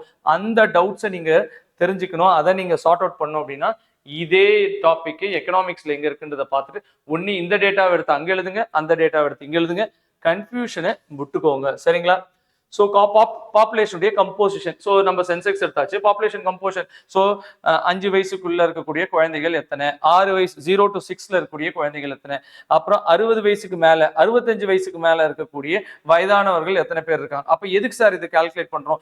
16 வயசுக்கு மேல இருக்கிறவங்க, அப்ப 16லேருந்து 60 65 வரைக்கும் அவங்களால வேலை செய்ய முடியும், நாட்டுக்கு ஏதோ ஒண்ணு உற்பத்தி பண்ணி கொடுக்க முடியும். இதுக்கு கீழே இருக்கிறவங்களும் அந்த 65 வயசுக்கு மேல இருக்கிறவங்களுக்கும் என்ன ஆகும் அப்படின்னா, அவங்க வந்து யாரையோ ஒருத்தங்க மேல டிபெண்டா இருப்பாங்க. இப்ப குழந்தைங்க அம்மா அப்பா மேல, தாத்தா பாட்டி அப்படின்னும் போது அது அப்பா அம்மா மேல டிபெண்டன்ட். அப்போ டிபெண்டன்ட் இண்டிபெண்டன்ட் அவங்க இருக்கிறாங்க. இவங்களால வேலை செஞ்சு சம்பாதிக்க முடியும், அவங்களால சம்பாதிக்க முடியாது, யாரையோ நம்பி இருக்கிறாங்க. அப்ப இதை பேஸ் பண்ணி இந்த பாப்புலேஷனுடைய கம்போசிஷன். அப்புறம் ஆண்கள் எத்தனை, பெண்கள் எத்தனை, இந்த வயசுல இருக்கக்கூடிய ஆண்கள் எத்தனை, இந்த வயசுல இருக்கக்கூடிய பெண்கள் எத்தனை, அவங்களுடைய படிப்பறிவு என்ன, அவங்க என்ன வேலை பார்க்கறாங்க, அவங்க என்ன மாதிரியான தொழில் பண்றாங்க, இந்த மாதிரியான பல விஷயங்களை படிப்போம். அதுதான் கம்போசிஷன் அப்படின்றது. மக்கள் தொகையோடு எப்படி எல்லாம் இருக்கு அப்படின்றது, அவங்களுடைய மதம் என்ன, அவங்களுடைய கேஸ்ட் என்ன, அவங்களுடைய மொழி என்ன, அவங்களுடைய படிப்பறிவு என்ன, அவங்களுக்கு திருமணம் ஆயிடுச்சா இல்லையா அப்படின்ட்டு பல விஷயங்களை இந்த பாப்புலேஷன் கம்போசிஷன்ல சொல்றாங்க. அப்போ அதை நம்ம தெரிஞ்சு வச்சுக்கணும். இதுல இருக்கக்கூடிய ஃபேக்ட்ஸ் எல்லாம் நம்ம தெரிஞ்சு வச்சுக்கணும் அப்படின்றது தான் நம்மளோடது. சரிங்களா? ஸோ இதெல்லாம் நம்ம டீட்டெயில்டா பார்த்து வச்சாதான் நம்மளால. ஸோ இதுல என்ன பார்க்கணும் அப்படின்றத பாத்தீங்கன்னா, இதுல ஒரு சில டேட்டாஸ் இருக்குது. ஸோ அந்த டேட்டாஸை நம்ம தெளிவா தெரிஞ்சு வச்சுட்டோம் அப்படின்னு வச்சுக்கோங்களேன், நம்மளால ஈஸியா பண்ண முடியும். ஸோ இந்தியாவை பொறுத்த வரைக்கும் சில்ட்ரன் வந்து 15 வயசு குறைவா இருக்கிறவங்க எல்லாரையும் குழந்தைகள் அப்படின்றத சொல்றாங்க. அவங்க எத்தனை சதவீதம் அப்படின்னா ஏறத்தாழ 29.5 30% இருக்காங்க. அப்ப 60 வயசுக்கு மேல இருக்கிறவங்க யார் யாரெல்லாம் அப்படின்னா அவங்க வந்து 8% இருக்கிறாங்க அப்படின்னு. சோ மொத்த டிபெண்டன்ட் பாப்புலேஷன் எத்தனை சதவீதம் அப்படின்னா 37%. ஏன் நமக்கு வந்து 15 வயசு குறைவா இருக்கிறவங்க, 60 வயசுக்கு மேல இருக்கிறவங்க. இப்ப இந்த இந்த இயர்ஸை நல்லா ஞாபகம் வச்சுக்கோங்க. 15 இயர்ஸ் பிலோ, இது ஜியோகிராஃபில இருக்கக்கூடிய கண்டென்ட். 15 இயர்ஸ் கீழே 60 இயர்ஸ் பிளஸ் இவங்க வந்து டிபெண்டன்ட், வேற ஒருத்தங்க மேல சார்ந்து இருக்கிறாங்க அப்படின்ற மாதிரி கொடுக்குறாங்க. அவங்களுடைய மொத்த சதவீதம் எவ்வளோ? 37 அப்படின்றத ஞாபகம் வச்சுக்கோங்க. இப்ப 16லேருந்து 59, இந்த இயர்லாம் ஞாபகம் வச்சுக்கோங்க. 16லேருந்து 59 எத்தனை சதவீதம்? 62%. அவங்க தான் நாட்டுக்காக மேன் பவர், அவங்க தான் உழைக்கிற வர்க்கம் அப்படின்ற மாதிரி சொல்றாங்க. அவங்க இண்டிபெண்டா இருக்காங்க, இவங்க 2 பேரும் டிபெண்டா இருக்கிறாங்க அப்படின்றத சொல்றாங்க. ஸோ இந்த கம்போசிஷன்ல ஃபர்ஸ்ட் எத்தனை வயசுல இருக்கிறாங்க அப்படின்றத நம்ம பார்த்துறோம். 15 வயசு கீழே, 15லேருந்து 59, அப்புறம் 60 வயசு பிளஸ். அப்போ 37 எதுல வருது, 8 எதுல வருது, அப்புறம் பாக்கி இருக்கக்கூடிய 62 எத்தனைல வருது அப்படின்றது நமக்கு தெரிஞ்சாச்சு. அடுத்தது எத்தனை ஆண்கள் எத்தனை பெண்கள், இது ஒரு முக்கியமானது. இதை பத்தியும் அப்பப்ப வித்தியாசமான கேள்விகள் கேட்கறாங்க. அது நீங்க எக்கனாமிக்ஸ்ல எடுத்தாலும் சரி, அது நீங்க ஜியோகிராஃபில எடுத்தாலும் சரி, இதுல இருந்து கேள்விகள் அப்பப்ப வருது. அப்ப 1000 ஆண்களுக்கு எத்தனை பெண்கள் அப்படின்றதுதான் டெஃபனிஷன். செக்ஸ் ரேஷியோ அப்படின்றது என்ன அப்படின்னா, பாலின விகிதம் அப்படின்னா 1000 ஆண்களுக்கு எத்தனை பெண்கள் அப்படின்றது. ஸோ இதுல 940 2011 சென்செக்ஸ் படி இந்தியாவோடது அப்படின்றத தெரிஞ்சு வச்சுக்கோங்க. ஸோ டெஃபனிஷன் 1000 ஆண்களுக்கு எத்தனை பெண்கள் அப்படின்றத நல்லா ஞாபகம் வச்சுக்கோங்க. அதுலயும் பாத்தீங்க அப்படின்னா எந்த மாநிலத்துல அதிகமா இருக்கு அப்படின்னா கேரளால தான் அதிகபட்சமா இருக்குது. அப்ப அதே மாதிரி யூனியன் பிரதேசத்துல எது சார் அதிகமா இருக்கு அப்படின்னா புதுச்சேரி தான் அதிகமா இருக்கு. அப்ப கேரளாக்கு எவ்வளோ? 1084, புதுச்சேரிக்கு 1038. அப்ப எங்க சார் ரொம்ப கம்மியா இருக்கு அப்படின்னா தாமனன் தை, அங்க வந்து 618. இன்னொன்னு என்ன மாநிலத்துல என்ன சார் கம்மியா இருக்கு அப்படின்றத பாத்தீங்க அப்படின்னா அது ஹரியானாவுக்கு கம்மியா இருக்கு. இந்த டேட்டாஸ் எல்லாம் படிச்சு வச்சுக்கோங்க. இந்த டேட்டாஸ் கூடவே தமிழ்நாட்டுடைய செக்ஸ் ரேஷியோ எவ்வளவு இருக்கு? 995. அப்போ ஒரு இடத்துல 995 இருக்கும், ஒரு இடத்துல 996 இருக்கும். எது 2016, எது 2011, இல்ல வேற ஏதாவது டேட்டாவா அப்படின்றத நோட் டவுன் பண்ணி சொல்லுங்க. ஒரு பாயிண்ட். ரெண்டாவது, தமிழ்நாட்டுல டிஸ்ட்ரிக்ட் இருக்கும், இதெல்லாம் உங்களுக்கு யூனிட் 9ல வரும். இங்கேயே அப்படியே படிச்சு வச்சுக்கோங்க. ஒவ்வொரு டிஸ்ட்ரிக்ட் இருக்கும். அப்ப எந்த டிஸ்ட்ரிக்ட்ல அதிகமா இருக்கு, எந்த டிஸ்ட்ரிக்ட்ல கம்மியா இருக்கு, நீலகிரியில எவ்வளவு இருக்கு, தர்மபுரியில எவ்வளவு இருக்கு, சேலத்துல எவ்வளவு இருக்கு, அதே மாதிரி கன்னியாகுமரியில எவ்வளவு இருக்கு, அதெல்லாம் நீங்க நோட் டவுன் பண்ணி வச்சீங்கன்னா அந்த வருஷம் உங்களுக்கு தெரிஞ்சது அப்படின்னா உங்களுக்கு ஒரு ஐடியா கிடைக்கும். ஃபர்ஸ்ட்தும் லாஸ்ட்தும் கரெக்டா ஞாபகம் வச்சுக்கோங்க. அதுதான் உங்களுக்கு கேள்விகள் ஏரியா. இந்த கேள்வி இதுல இருந்து கேள்விகள் அப்பப்ப வந்துகிட்டே இருக்கு. இந்த பாயிண்ட்டை நீங்க தெரிஞ்சு வச்சுக்கோங்க. இதே மாதிரி படிப்பறிவு சரிங்களா. ஸோ எழுத்தறிவு எவ்வளோ விகிதம் இருக்கு அப்படின்னும் போது 74.04% இந்தியாவுக்கு இருக்கு. அதுல ஆண்களுக்கு எவ்வளவு சார்? 82.14. பெண்களுக்கு எவ்வளவு சார்? 65.46 அப்படின்றது தெரிஞ்சுக்கும். இப்ப இவங்களுக்கும் உள்ள வித்தியாசம் எவ்வளவு சார்? 16.68. எல்லாமே ஃபேக்ட் தான் சார். இந்த ஃபேக்ட் எல்லாம் தெரியும். அப்ப எழுத்தறிவுனா என்ன அப்படின்னா, யார் ஒரு நபருக்கு குறைஞ்சபட்சம் ஒரு மொழியில தன்னுடைய பேரையோ எதையோ எழுத தெரியணும், படிக்க தெரியணும், அவங்களுக்கு எல்லாம் எழுத்தறிவு இருக்கு அப்படின்றதா. லிட்ரஸி ரேட்ன்றது நம்ம ஊர்ல இப்படிதான் மெஷர் பண்றாங்க. அப்ப எந்த மாநிலத்துக்கு அதிகமா இருக்கு அப்படின்னா கேரளாவுக்கு தான் அதிகமா இருக்கு சரிங்களா. 93.91. அப்ப எந்த யூனியன் பிரதேசம் அப்படின்னா அது லட்சதீப்புக்கு 92.28. கம்மியா இருக்குது எத்தனை அப்படின்னா 63.82 சரிங்களா. அது எந்த மாநிலம்னா பீகார். அப்ப பீகாருக்கு என்னெல்லாம் சார் நம்ம படிச்சோம்? மக்கள் தொகை அடர்த்தியில எது சார் அதிகமா இருக்குது, மக்கள் தொகையில எது சார் அதிகமா இருக்கு, அதெல்லாம் நம்ம படிச்சோம். அதே மாதிரி செக்ஸ் ரேஷியோல யாருக்கு அதிகமா இருக்கு, எழுத்தறிவுல யாருக்கு அதிகமா இருக்கு, இந்த மாதிரிலாம் பல விஷயங்கள் இருக்கு. அதெல்லாம் நம்ம பார்த்துக்கணும் சரிங்களா. அதே மாதிரி தொழில்சார் கட்டமைப்பு. அப்போ ஆக்குபேஷனல் ஸ்ட்ரக்சர் எப்படி சார் இருக்கு அப்படின்றத பாத்தீங்க அப்படின்னா, அப்போ ஒரு நபரு அவர் 6 மாசம் இல்ல அப்படின்னா 183 நாள் சரிங்களா. 6 மாசம் இல்ல 183 நாட்களுக்கு மேல வேலை செஞ்சுட்டாங்க அப்படின்னா அவங்க மெயின் ஆக்குபேஷன் ஒர்க்ல இருக்காங்க. ஒரு வருஷத்துல 365 நாள் இருக்குது, இல்ல 366 நாள் இருக்கு. அதுல பாதியான 183 நாள் சரிங்களா சரிங்களா, அது வேலை பார்த்துட்டாங்க அப்படின்னா அவங்க மெயின் ஆக்குபேஷன்ல இருக்கிறாங்க. அதுக்கு குறைவா வேலை பார்த்துட்டாங்க அப்படின்னா அவங்க மெயின் ஆக்குபேஷன்ல இல்ல, அவங்க வந்து மார்ஜினலா தான் வேலை பார்க்கறாங்க சரிங்களா. பகுதி நேர தொழில் தான் அவங்க பார்க்கறாங்க. சோ நமக்கு இந்த இந்த டேட்டா ரொம்ப முக்கியம்.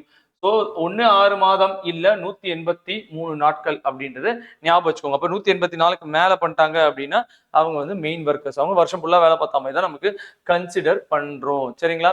இப்போ இந்த ஒர்க்கர்ஸ் பார்ட்டிசிபேஷன்ஸ்ல என்ன சார் இருக்கு அப்படின்றத பாத்தீங்க அப்படின்னா மொத்தமா 39.79% தான் ஒர்க் பார்ட்டிசிபேஷன் ரேட் இருக்கு. அதுல ஆண்கள் எவ்வளவு பாத்தீங்கன்னா 53.25, பெண்கள் எவ்வளவு அப்படின்னு பாத்தீங்கன்னா 25.51 அப்படின்றத சொல்றாங்க. அதுல மெயின் ஒர்க்கர்ஸ் எவ்வளவு, பாக்கி பேர் வந்து பகுதி நேரத்தை தான் வேலை பார்க்கறாங்க.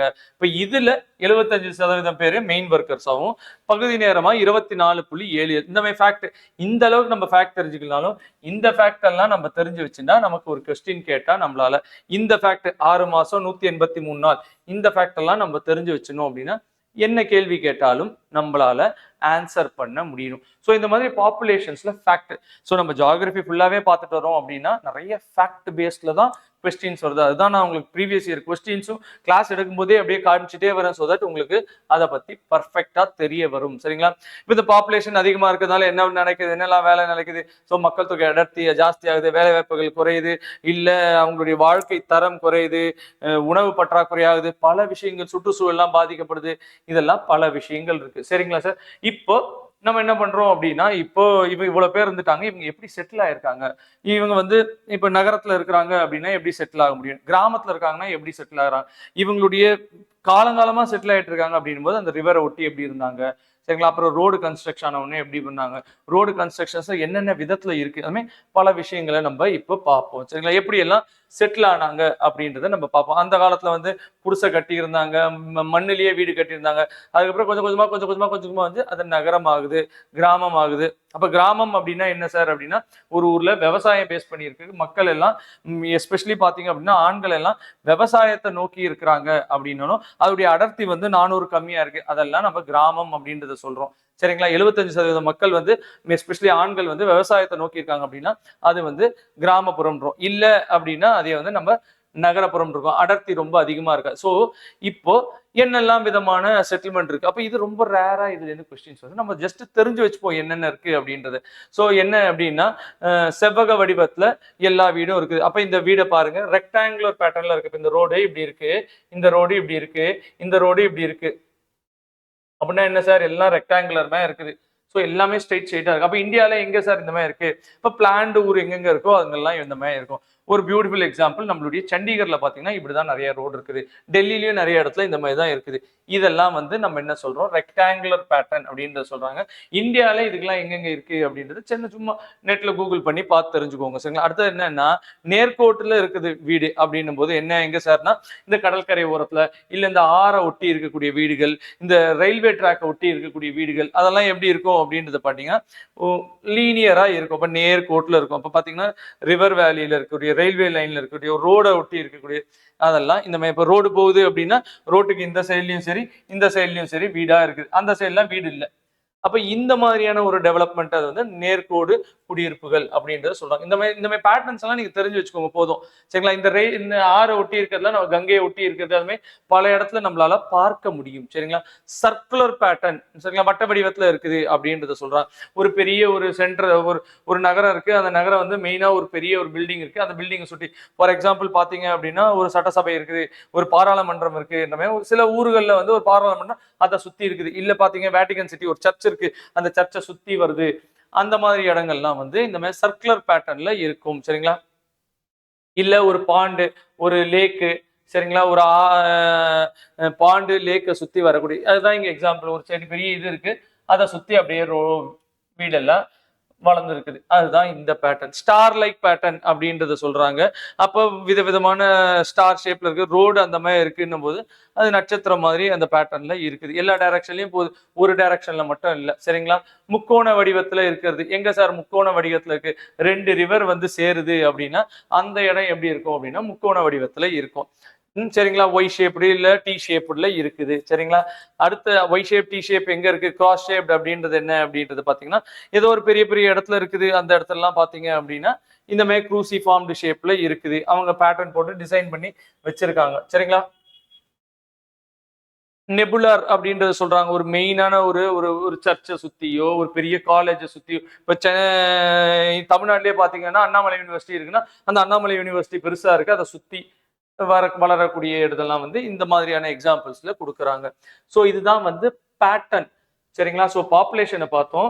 பாப்புலேஷன்ல என்னெல்லாம் கேள்விகள் கேட்க முடியும், இந்தியா உலகத்திலேயே 2வது மோஸ்ட் பாப்புலேட்டட் ஸ்டேட் அப்படின்றத பார்த்தோம்.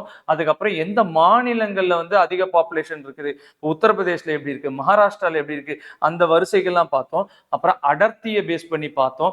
இதெல்லாம் எதனால காரணம் அப்படின்னா மைக்ரேஷன், ஒரு இடத்துல இருந்து இன்னொரு இடத்துக்கு போறாங்க, இல்ல மக்கள் தொகை அடர்த்தி அதிகமா இருக்குது, இல்ல பிறப்பு விகிதம் எப்படி இருக்கு, இறப்பு விகிதம் இருக்கு, இதெல்லாம் நம்ம பார்த்தோம். அதுக்கப்புறம் கம்போசிஷனை பார்த்தோம். அதுல என்ன ஏஜ்ல இருக்கிறாங்க, யார் யார் டிபெண்டன்ட் 0 to 15 என்ன சொல்றாங்க, 16 to 59 என்ன சொல்றாங்க, 60க்கு மேல இருக்கிறவங்க என்ன சொல்றாங்க, எத்தனை சதவீதம் அங்க இருந்துச்சு அப்படின்றத பார்த்தோம். பெண்களுடைய படிப்பறிவு என்ன, பெண்களுடைய செக்ஸ் ரேஷியோ பாலின விகிதம் எப்படி இருக்கு, நம்ம பல விஷயங்கள் பார்த்தோம். அப்புறம் இது என்னன்னால அப்படின்னா ஒரு நகரமயமாக்கல் இல்லைன்னா கிராமமா இருக்குது, ரூரல்ல இருக்குது, அர்பன்ல இருக்கு. அப்ப வீடுகள்லாம் என்னென்ன பேட்டர்ன்ஸ்ல இருக்கு, இந்த நம்ம பேட்டர்ன்ஸ்ல என்ன அப்படின்னா எந்தெந்த இந்தியால என்னென்ன இடத்துல என்னென்ன மாதிரி பேட்டர்ன் இருக்கு அப்படின்ற ஒரு எக்ஸாம்பிள்ஸ் ரேரா கேட்கறாங்க அப்படின்றத நம்ம பார்த்தோம். அதுக்கப்புறம் நம்ம என்ன அப்படின்னா நகரமயமாக்கல் அர்பனைசேஷன் அப்படின்ற ஒரு டாபிக் இருக்கு, அதை நம்ம பார்க்கணும் சரிங்களா. ஸோ அடுத்தது நம்ம என்னன்னா இந்த நகரமயமாக்கல் அர்பனைசேஷனை பத்தி தான் பார்க்க போறோம். ஸோ அந்த அர்பனைசேஷன் அப்படின்னா என்ன அப்படின்னா நம்ம ஏற்கனவே பார்த்ததுதான் சார், எதெல்லாம் கிராமம் இல்லையோ அதெல்லாம் நகரம். அப்போ அங்க மக்களுடைய அடர்த்தி அதிகமா இருக்கும், விவசாயம் இல்லாத ஒரு தொழிலெல்லாம் பண்றாங்க அப்படின்னா அதெல்லாம் நகரம்னா. வீடுகள்லாம் பக்கத்து பக்கத்துல இருக்கிறோம், தண்ணிக்கான பிரச்சனைகள் இருக்கும், தண்ணி சானிடேஷன், திருப்பி ட்ரைனேஜ் எப்படி திருப்பி அது தண்ணி போடுறது, பொல்யூஷன், அங்கே பல விஷயங்கள் இருக்கும். அப்போ நம்ம இதுல என்ன சார் படிக்க போறோம் அப்படின்னா, அப்போ இந்தியால எந்த மாநிலத்துல அதிகமான நகரம் மயமாக்கல் ஆயிருக்கு, அப்போ இந்தியால யூனியன் பிரதேசத்துல எது சார் அதிகம், ஆஸ் யூஷுவல் அதே தான், அந்த ஃபேக்ட் எல்லாம் நம்ம தெரிஞ்சுக்க போறோம் சரிங்களா. ஸோ இதுலயே எது எதெல்லாம் எந்தெந்த லெவல், அப்போ மும்பை, டெல்லி, கல்கட்டா இங்க வந்து மெகா சிட்டி அப்படின்றத சொல்றாங்க. ஏன்னா அவங்களுடைய மக்கள் தொகை அவ்வளவு அதிகமா ஆயிடுச்சு அப்படின்றத சொல்றாங்க. சரி, சென்னை அப்படின்றதையும் நம்ம வந்து மெட்ரோ சிட்டி அப்படின்றத சொல்றோம், கோயம்புத்தூரை சொல்றோம், அதுக்கப்புறம் திருச்சி இருக்கு, மதுரை இருக்கு. அப்போ ஒவ்வொன்றுத்துக்கும் என்னென்ன பேர் இல்லை நீங்க தமிழ்நாடு அட்மினிஸ்ட்ரேஷன்ல பாப்பீங்க. அப்ப எத்தனை மக்கள் தொகை இருந்தா அதை சிட்டி சொல்றாங்க, எத்தனை மக்கள் தொகை இருந்தா அதை நகரம் டவுன் சொல்றாங்க, அப்ப எத்தனை மக்கள் தொகை இருந்தா எப்படி அதை கிளாஸிஃபை பண்றாங்க. அப்ப சட்டப்பூர்வமா சென்னையை பாத்தீங்க அப்படின்னா சென்னை கார்பரேஷன் ஆக்ட் அப்படின்றத போட்டு அதை வந்து ஒரு சிட்டியா இது பண்ணிருக்கோம். அப்போ அது ஸ்டாட்டுட்டரி, ஏன்னா சட்டம் ஏற்றிருக்காங்க அதுக்கு.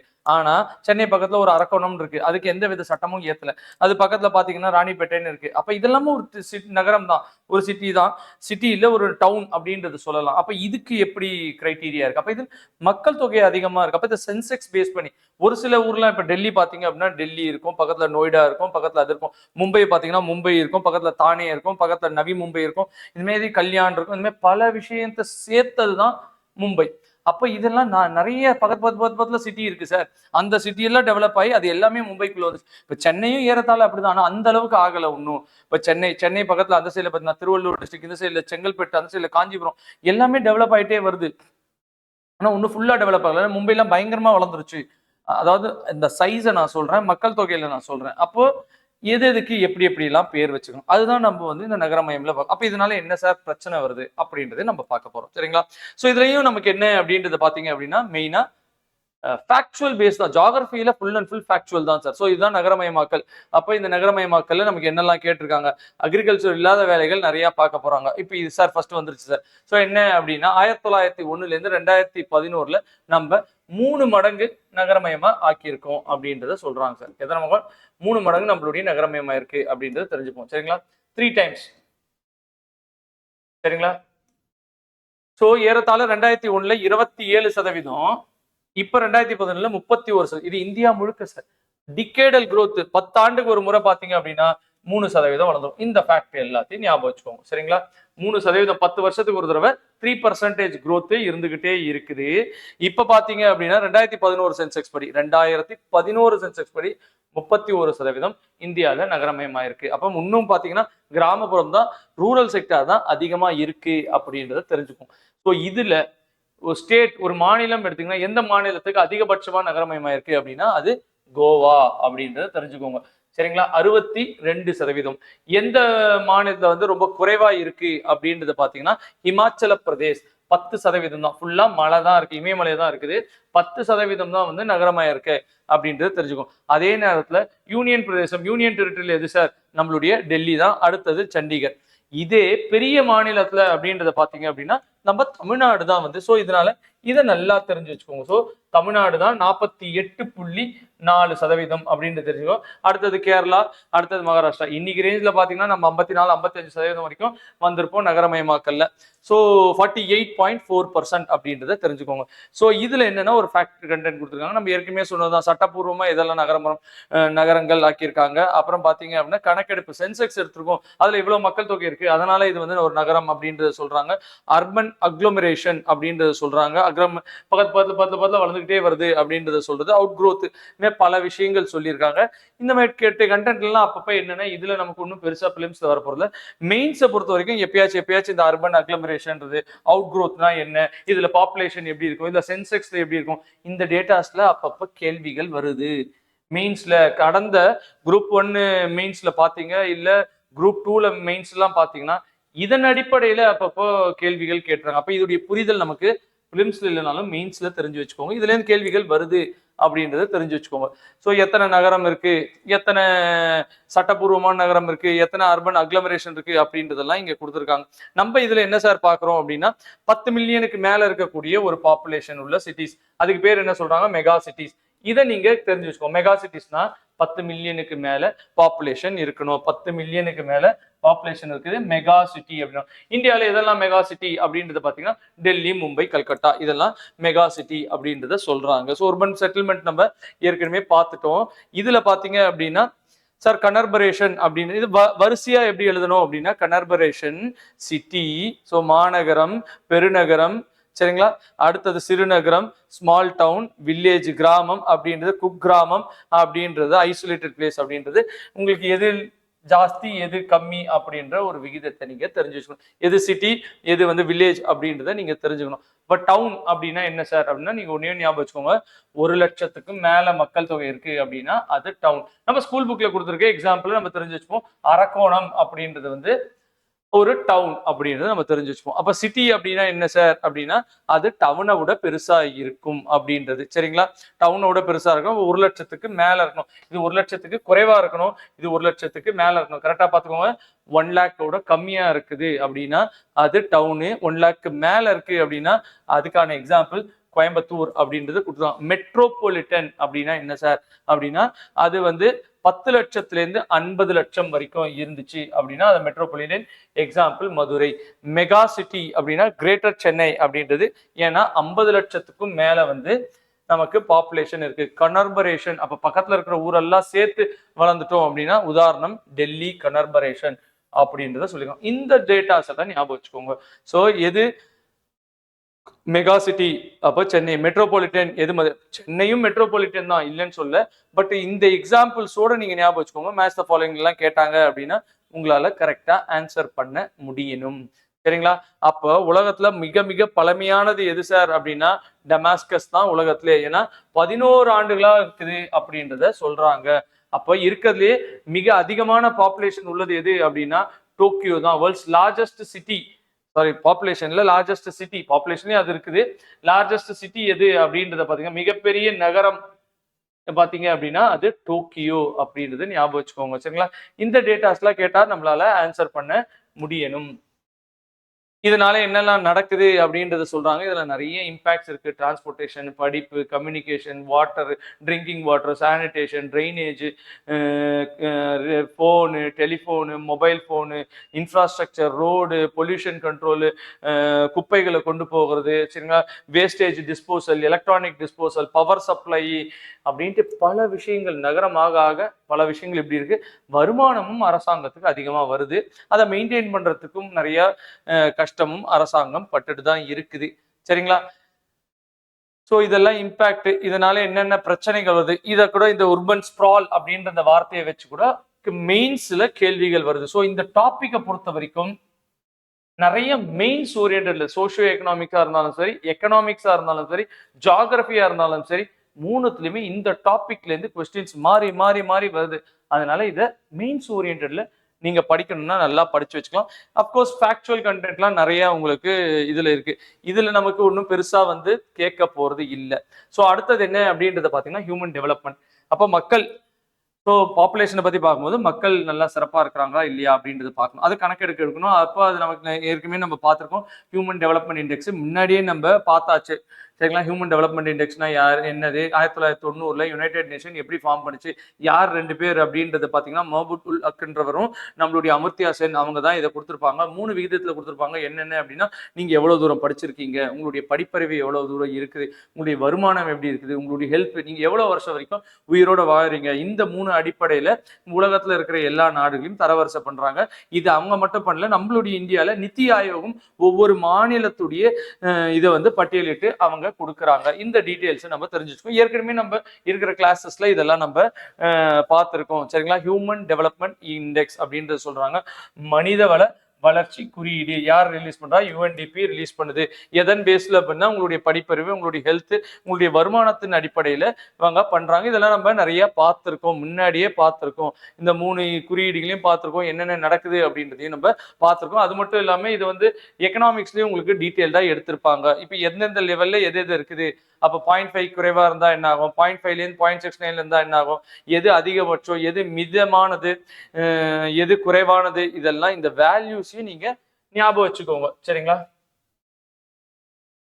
இதுதான் ஹியூமன் டெவலப்மெண்ட் இண்டெக்ஸை பொறுத்த வரைக்கும். இது தாண்டி நம்ம நிறைய இருக்கு, அதெல்லாம் நம்ம ஏற்கனவே பார்த்துட்டோம். சரிங்களா? இது இந்த புக்ல இருந்ததுனால நம்ம பார்த்துறோம். அடுத்தது எக்கனாமிக் ஆக்டிவிட்டிஸ். சரிங்களா? பொருளாதார நடவடிக்கை அப்படின்னா என்ன அப்படின்னா இதையும் நம்ம முன்னாடியே பார்த்துட்டோம். இங்கே நம்ம இன்னொரு தடவை பார்த்துருப்போம். என்னன்னா பிரைமரி ஆக்டிவிட்டிஸ். மக்கள் என்ன தொழில் பண்றாங்க அப்படின்னா விவசாயம் இல்லை இயற்கையா கிடைக்கக்கூடிய ஒரு பொருளை அப்படியே உபயோகிச்சாங்க அப்படின்னா அது பிரைமரி ஆக்டிவிட்டிஸ்.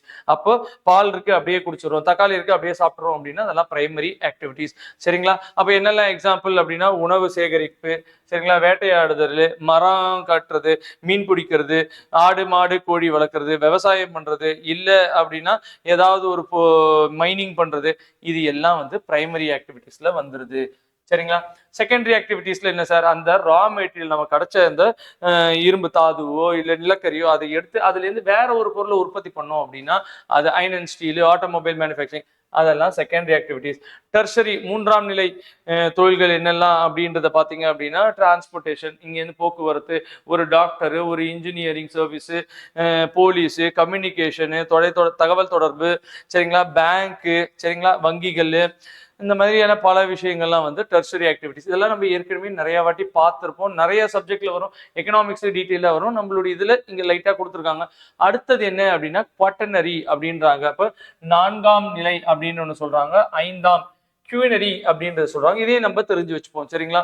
ஸோ எதெல்லாம் ரிசர்ச் ஆராய்ச்சி சம்பந்தப்பட்டது, அப்போ அது எல்லாம் வந்து நம்ம குவாட்டர்னரியில கொண்டு போய் சேர்த்துக்கலாம். ஏதோ ஒன்று நீங்க காலேஜ்ல போய் ப்ரொஃபஸர் ஒரு ரிசர்ச் பண்றாரு, இஸ்ரோல சயின்டிஸ்ட் ஒரு ரிசர்ச் பண்றாரு, டிஆர்டிஓல அவங்க எல்லாம் வந்து இதுல வந்துடுறாங்க. இதுல குவாட்டர்னரி 4ஆம் நிலையில வந்துடுறாங்க.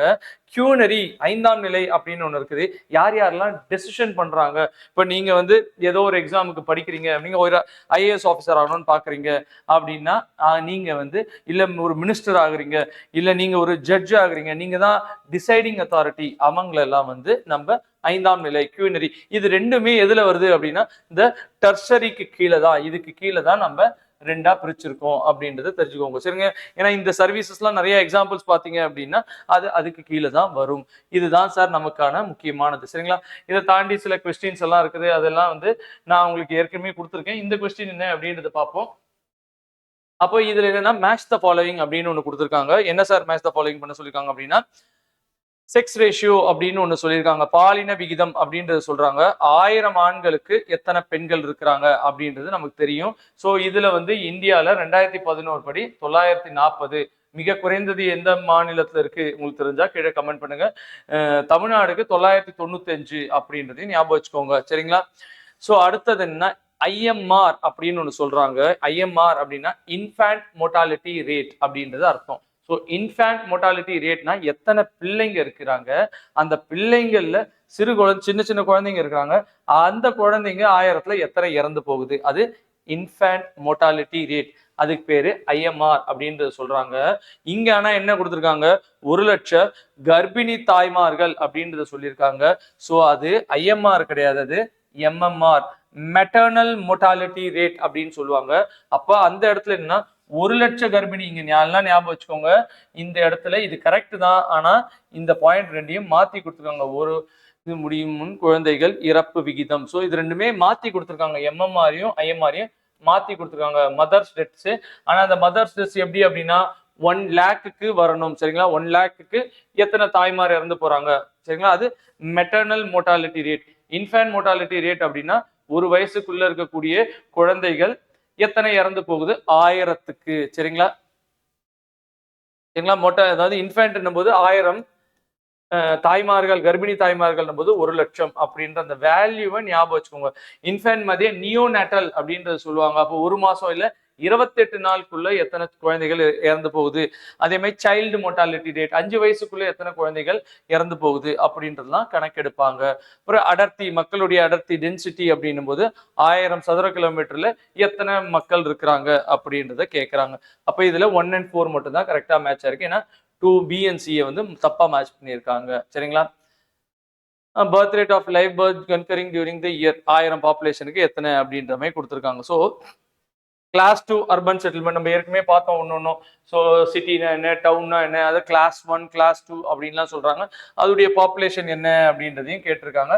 ஸோ இந்த மாதிரியும் டிஃபரன்ஷியேட் பண்ண முடியும் கிளாஸ் 2 கிளாஸ்லாம். இதெல்லாம் உங்களுக்கு எக்கனாமிக்ஸ்ல வரும். நான் கொஸ்டின்ஸ் இங்க இருந்ததுனால நம்ம அதையும் எடுத்து போட்டிருக்கோம். ஸோ இந்த மாதிரி நீங்க பாப்புலேஷன்ல இருக்கக்கூடிய ஃபேக்சுவல் பெருசா நமக்கு அண்டர்ஸ்டாண்டிங் ஒன்றும் இல்லை, ஃபேக்சுவல் கண்டென்ட்ஸ் எல்லாம் ஞாபகம் வச்சிருந்தீங்க அப்படின்னா ஜியாகிரபியில் வரக்கூடிய கொஸ்டின்ஸை நம்ம அட்டன் பண்ண முடியும். போன வாட்டி பார்த்தீங்க அப்படின்னா, அதாவது நமக்கு போன குரூப் 4ல பார்த்தீங்கன்னா ஏறத்தாழ 9லேருந்து 10 கொஸ்டின் ஜியாகிரபிலன்னு கேட்டிருக்காங்க. ஸோ இம்பார்ட்டன்ஸை கொடுத்து படிங்க.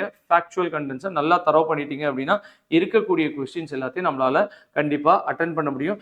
முதல்ல முக்கியமான இப்போ நான் மார்க் பண்ணி வச்சிருக்க அந்த இம்பார்ட்டன்ட் ஃபேக்ட்ஸ் எல்லாம் நல்லா தரவு பண்ணிடுங்க. ஸோ தட் வரக்கூடிய டெஸ்ட்ல நம்ம கிளியர் பண்ணிட்டு உள்ள போயிட முடியும், சரிங்களா. ஏதாவது டவுட் இருந்ததுன்னா நீங்க கமெண்ட் செக்ஷன் சொல்லுங்க, நான் உங்களுக்கு ஆன்சர் பண்றேன். நன்றி, வணக்கம்.